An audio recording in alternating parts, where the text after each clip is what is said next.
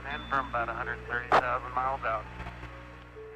Here, during another segment, also intended to air after review, Neil Armstrong falsely explains to the viewers how the shot is attained by putting the camera's lens to the window's glass, as it would have to be if they were the claimed distance away from the Earth. We only have one window that has a view of the Earth, and it's filled up with the TV camera. If the window was completely filled up with a TV camera, as he stated, then an astronaut's arm would not be able to get between the camera and the window, as it obviously does here in this outtake. South America becomes invisible just off beyond the Terminator or inside the shadow. You can also notice how the astronaut operating the camera reacted to the mistake by attempting to pan away from it. Blue cast, see white bands of major cloud formations across the Earth. This is a segment that they believed wasn't even being recorded, much less suitable for broadcast, for the lens was being zoomed out and the scene was being changed to that of an interior of the astronauts at work, and apparently the stop button popped back up on the recorder without notice. Here is the diffused work light that they used to see camera controls, but not throw light onto the spacecraft's wall. Here they remove part of the crescent insert.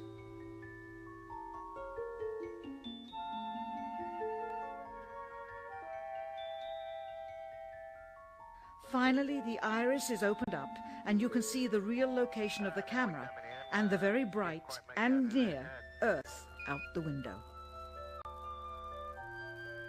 Here is the slate for the 19th of July, and the same shot of trickery on the 19th of July, and then the 20th, and the same misleading shot on the 20th.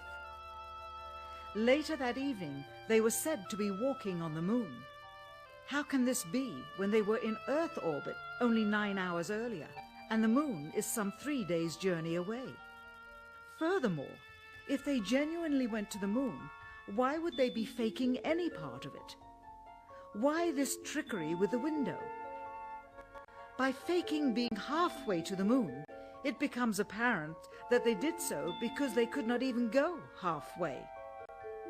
It thus confirms that the stumbling block to their success was the lethal radiation of the Van Allen radiation belts. Since the same equipment was used on the subsequent missions in the 40 months that followed, none of them could have gone to the moon.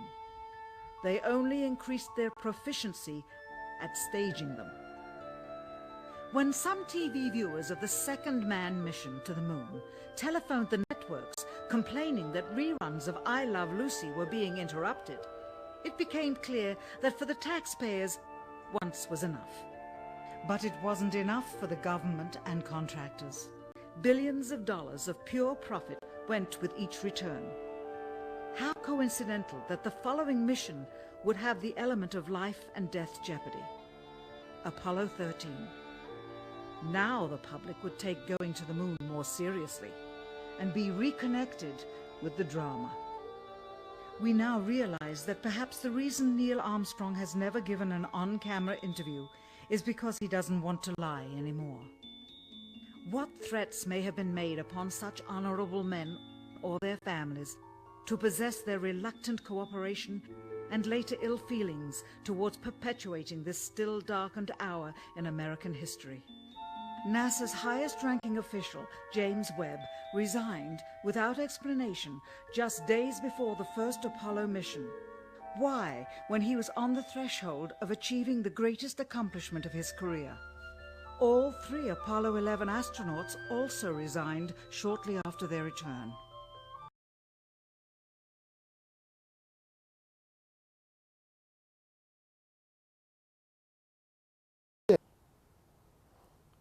Why couldn't we find out about this sooner?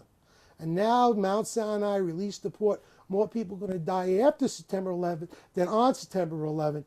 And what are we doing about it? Nothing. Is there an investigation into the complicity to hide the evidence by Giuliani and Condoleezza Rice and Christina Todd Whitman? No, they don't want to do nothing. Why? That's the question. Why don't they want to do anything? And that's the questions I have. That's the questions. It's a little emotional. And you know what? It should be emotional. This isn't so, some flash in the pan deal.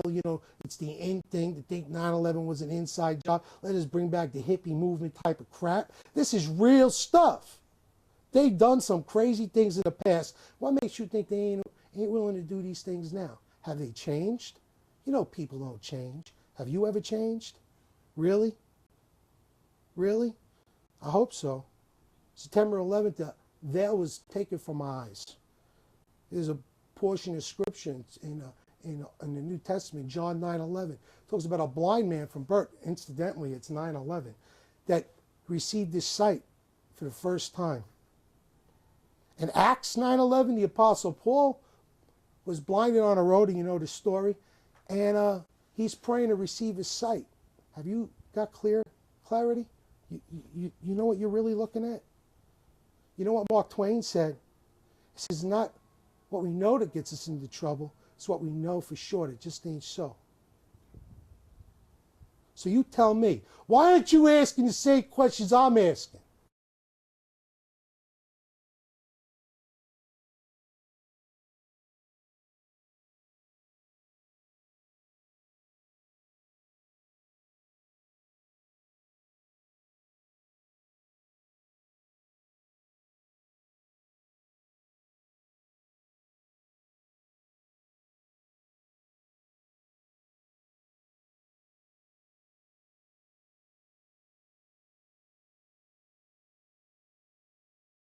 You know you got the same questions. Do something about it.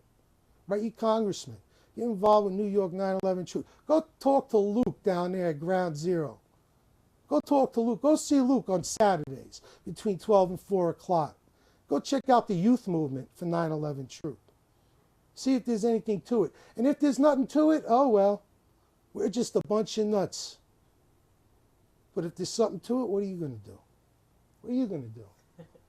Well, what I like to do is have shows where people actually talk about the truth. Thank you. And give people an opportunity to at least express what their feelings and information that they have. And, for example, I have a question. Yeah. How long did you spend at Ground Zero working? A week. A week. And I was at 115 Broadway. And I wasn't on Ground Zero itself. I was at that building right next to One Liberty Plaza. But you were close enough to breathe in some of these toxics. Yeah. I mean, do you feel some of the effects? Yeah, I cough all the time. And, I mean, what are you doing about that? I mean, do you go You know, they tell us that we have to August to go down so that we're covered compensation-wise. I haven't gone because, I was only there a week. This guy's been there a long time. I don't know what the deal is with me, why I don't go get checked. But, And I so appreciate Tony's passion about this. If you can't become concerned and impassioned about the death of 3,000 residents in New York City and the potential loss of 5 times as many of those first responders from that toxic dust, which the government and Christy Todd Whitman knew contained asbestos, fine particles of concrete, pulverized steel, all kinds of ingredients that were potentially toxic, and the lung was being coated with these very fine particles, and yet they told New Yorkers it was safe to breathe. It's not just the workers and volunteers. All of us are in danger. Sure. And You're in danger. We're all in danger. Tony has been a wonderful supporter of research on 9/11. He's had me on to Pal Talk several times where I could exchange questions and answers with members of his group.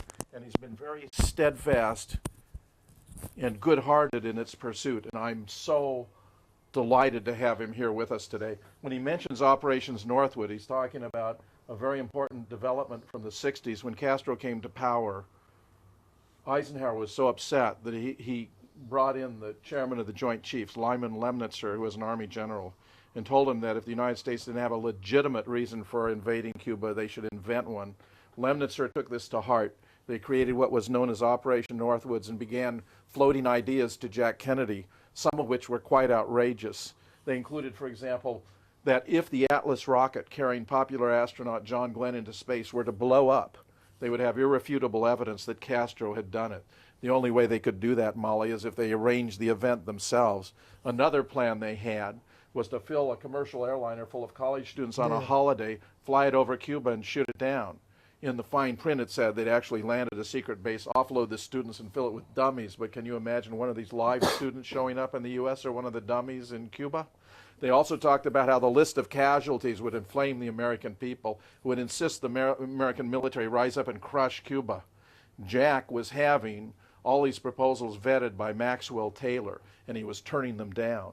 The Joint Chiefs were becoming increasingly convinced that Jack was part of the problem in relation to dealing with godless international communism. He'd not only not supported an invasion of Cuba against their unanimous recommendation, he'd signed an above-ground test ban treaty with the Soviet Union against their unanimous opposition, and now he's pulling our forces out of Vietnam, where they felt a stand had to be taken. Right. In fact, all of this appears to have been one of the major contributing factors to his assassination. I'm sure it was, and it seems to me that you've done quite a bit of research on the Kennedy assassination.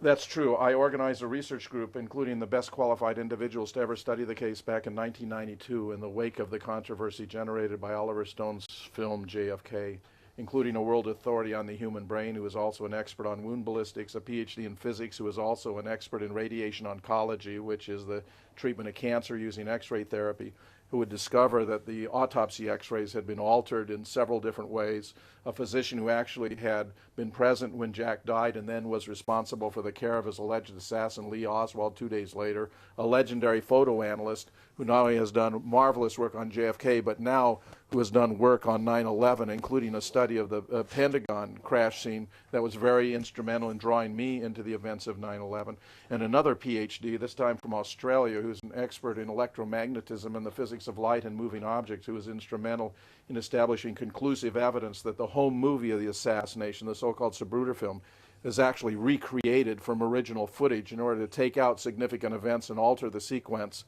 including especially the driver, William Greer, pulling the limousine to a left and to a halt to make sure that Jack would be killed. It's a tragic story, but we have provided our findings in 3 books that I edited: Assassination Science, Murder in Dealey Plaza, and most recently, The Great Zapruder Film Hoax. Do you think we'll ever get any closure on that mystery? You'll be astonished if you were to read Murder in Dealey Plaza, for example. You cannot imagine the detail and specificity with which we know exactly how these things were done, including, right, for example, who took the autopsy photographs, who altered the photographs, when they altered the photographs, and what alterations they made. The key problem in that case was sorting out the authentic from the inauthentic evidence. Once you do that, it's actually relatively straightforward to establish what happened. For example, there are 15 indications of Secret Service complicity in setting him up for the hit. Well, I mean, to me, what's so strange is that Jack Ruby is filmed assassinating Lee Harvey Oswald. I mean, come on, you know, he's a mafia guy. I think they did that purposefully because they felt if he didn't kill him in public, no one would ever believe the story. I also believe this is part of the reason for the assassination being such a public event. Plus, of course, it telegraphs to any successor of Jack Kennedy that the real power doesn't lie in the presidency. In fact, one way of characterizing why Jack was killed is because he believed he was president of the United States. Right. By the same token, do you think Bush is actually our president? Bush is a figurehead and a puppet. I think there can be little doubt of that. The man is a mental mediocrity. He mangles syntax and semantics. He doesn't understand most of what he says. It's astounding to me that any serious or responsible political party could even nominate this man to be president of the United States, much less support him in office. Well, even his mother said, of all my sons, I just can't believe that, you know, GW is... They always thought Jeb would become the right. successor to George Herbert Walker, and he is certainly more charismatic. He's vastly more intelligent, articulate, personable, handsome. He has all the traits one expects, but I think the Bush name at this point in time is so tattered and torn that I cannot imagine right. any responsible American ever voting for another Bush for any public office. I didn't think he'd get reelected, and look what happened. Well, we had a lot of manipulation here of electronic voting machines especially, which have to be eradicated. They're owned by companies with close ties to the GOP. I mean, Europeans think it's absurd that we should have our vote counted by private companies. Stalin made the point that it doesn't matter who casts the votes, what matters is who counts them. That's a lesson the GOP learned early on. So let's get back to something more tangible and personal. I mean, I'm interested in your story because you were there, you've done a lot of research, and, you know, you sort of represent more of grassroots level? I'm just looking for answers. You know, everyone's got the same answer, the same questions. Now, you were talking about this chat room that you, how do you spell that again so that people can find it? Yeah, it's Pal Talk. Pal Talk, PALTALK. They're based right out of here in New York. Paltalk.com. You go on there, you download the program. It's an internet chat program. Look, if you're a neocon and you don't think 9/11 was an inside job, they got rooms for you people. And you can come in and debate me. Come and debate anybody you want to debate. We'll talk about the evidence. We'll see who wins. But you download the program, and then you go into government section, social issues, and you go social issues section. They got the porno section. They got the stuff for youth. They got stuff for families, and you go into the social issues section, and you click on human rights, and look for 9/11 was an inside job. There's a few rooms. A couple of rooms branched off. We argue about different things. Same thing that goes on. I think that one of the most unfortunate things that seems to be happening in the 9/11 truth movement is everyone seems to be arguing. That's what I'm saying. It happens on the internet. And too. that no one seems to be aligning together to get something done. Can I tell you what I think it's all about? The Willie Lynch syndrome. You know about Willie Lynch? No. Willie Lynch was a slave trader that lived in the West Indies. He was a massive importer of human beings. He was great at the art of creating and keeping slaves. And Willie Lynch came to the banks of the James River, I think it was in 1786. Don't quote me on it. Do a Google search and figure it out. James River is in Virginia. Yeah, he went to Virginia. Jamestown. He gave a speech to a bunch of slave owners because they were having problems. They didn't know how to marginalize their profits. Their profits was human lives. They were killing them. He says, look, even on the way in, I smell a whiff of a slave hanging from your tree. That's where they get the term lynching from, Willie Lynch. He rebuked them. He says, look, I'm not going to enumerate your problems. I got a foolproof plan on how to keep a slave, how to have a slave self-replicating for thousands of years. You tell your family to do this, those that work for you. Number one, you got to pitch the light-skinned slave against the dark-skinned slave. The one that lives in the house with the owners, with the one that lives in the field. You got to pitch the woman against the man against the woman, the young against the old against the young. On and on and on. You read, go read it. Go do some research. But what is this? And have to do? I'll come into it. Okay. I'll get into it. I'm getting into it. You threw me off, hon. Sorry. The way it carries over to 9/11. How it carries over to 9/11, I'll tell you. On the banks of the James River, he gave this great full plan on how to keep and create a slave, is by creating division. And he said the one most important thing is this: they must only love and trust you. You must instill this in them, and they will self-replicate themselves throughout generations to come for thousands of years. And that's what we are. We have a slave mentality that fights against one another, drags each other down, don't want to look at the issues. Everybody's got an ego. Everybody wants to be heard. Listen, get a grip. The world don't revolve around you. That's how I feel about the whole argument.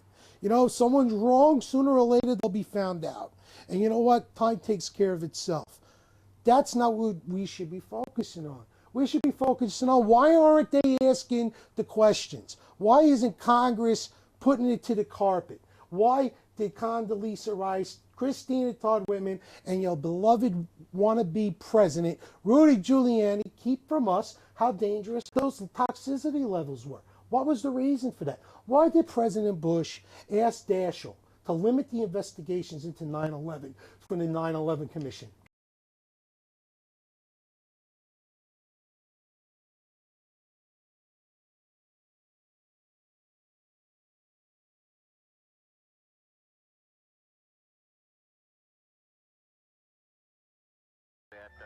It is uncannily convincing.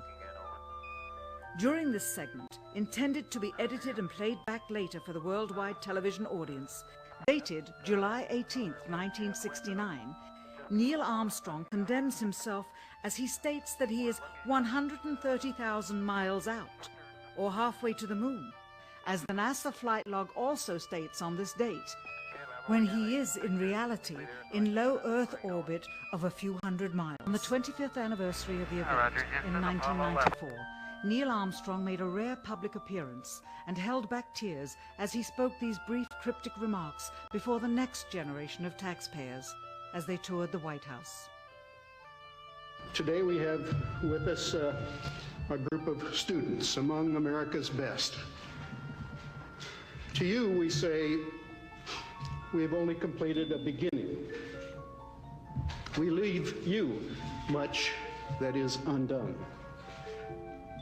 There are great ideas undiscovered, breakthroughs available to those who can remove one of truth's protective layers. He is that layer.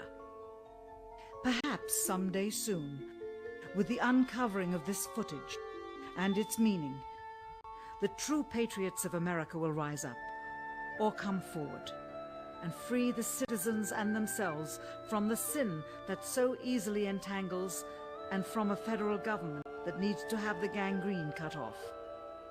Even if the government's destruction would come from the truth, then it is not worthy to stand, and its betterment would inevitably follow.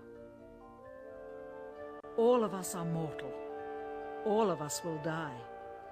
Perhaps the seeking of a clear conscience before that hour will motivate the truth into the light.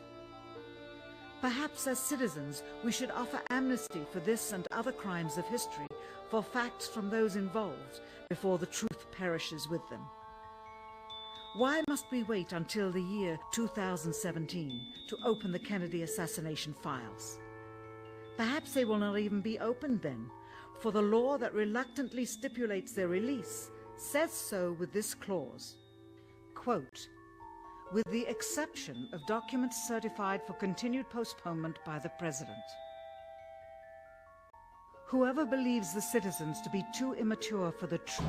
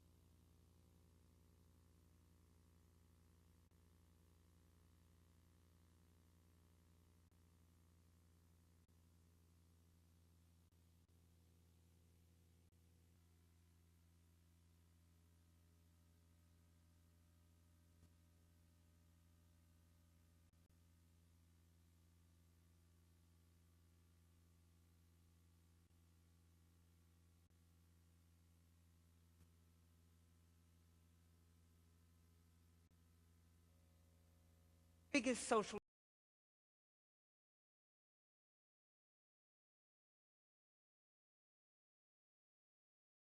trends in the coming century and perhaps in the next 10,000 years. But I want to start with my work on romantic love, because that's my most recent work. What I and my colleagues did was put 32 people who were madly in love into a functional MRI brain scanner, 17 who were madly in love and their love was accepted, and 15 who were madly in love and they had just been dumped. And so I want to tell you about that first, and then go on into where I think love is going. Go together, by the way. That's why casual sex isn't so casual. With orgasm, you get a spike of dopamine. Dopamine is associated with romantic love, and you can just fall in love with somebody who you're just having casual sex with. With orgasm, then you get a real rush of oxytocin and vasopressin. Those are associated with attachment. This is why you can feel such a sense of cosmic union with somebody after you've made love to them.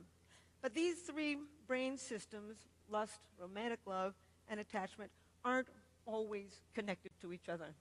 You can feel deep attachment to a long-term partner while you feel intense romantic love for somebody else, while you feel the sex drive for people unrelated to these other partners.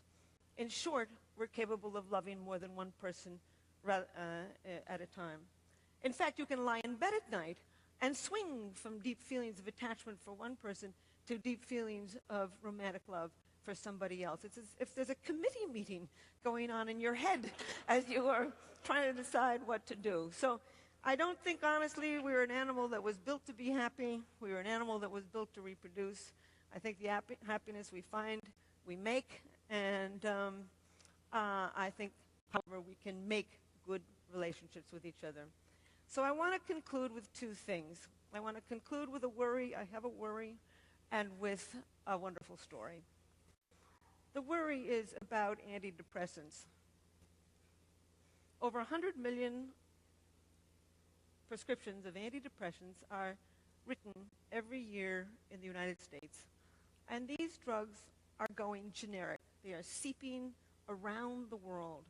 I know one girl who's been on these antidepressants, serotonin-enhancing, SSRIs, serotonin-enhancing antidepressants, since she was 13. She's 23. She's been on them ever since she was 13. I got nothing against people who take them short-term when they're going through something perfectly horrible and they want to commit suicide or kill somebody else. I would recommend it. But more and more people in the United States are taking them long-term. And indeed, what these drugs do is raise levels of serotonin. And by raising levels of serotonin, you suppress the dopamine circuit. Everybody knows that. Dopamine is associated with romantic love. Not only do they suppress the dopamine circuit, but they kill the sex drive. And when you kill the sex drive, you kill orgasm. And when you kill orgasm, you kill that flood of drugs associated with attachment. The things are connected in the brain, and when you tamper with one brain system, you're going to tamper with another. I just simply saying that a world without love is a deadly place. So now,